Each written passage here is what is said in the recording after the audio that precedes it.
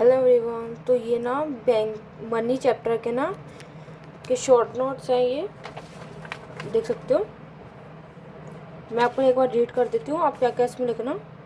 So barter exchange, it refer to exchange of goods for goods, limitation of barter system, lack of double coincidence of want, lack of common measure of value, lack of standard deferred payments, lack of store of value, primary function of money, medium of exchange and measure of value, secondary function of money, store of value and standard of deferred payment.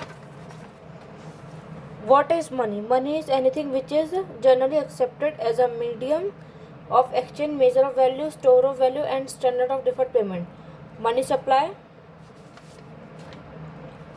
सो अब money supply में क्या लिखोगे? Total money held by the public of a country at a specific point of time is known as money supply. Money supply is a stock concept. It means that the money supply is with a particular point of time. Measure of money supply M1. वैसे तो M1, M2, M3, M4 होते हैं. जो 2024-25 batch था उसमें तो M1 के बारे में था, बट मैं आपको सब एक्सप्लेन कर देती हूँ.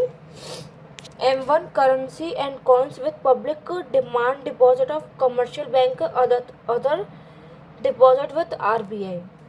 M1 equals to M1 plus saving deposit with post office saving banking. M3 equals to M1 plus net time deposit with the bank. M4 equals to M3 plus total deposit with post office saving bank excluding national saving certificate. जी मैं आपको एक बार लिख के दिखा दूंगी. ये हाई पावर्ड मनी है.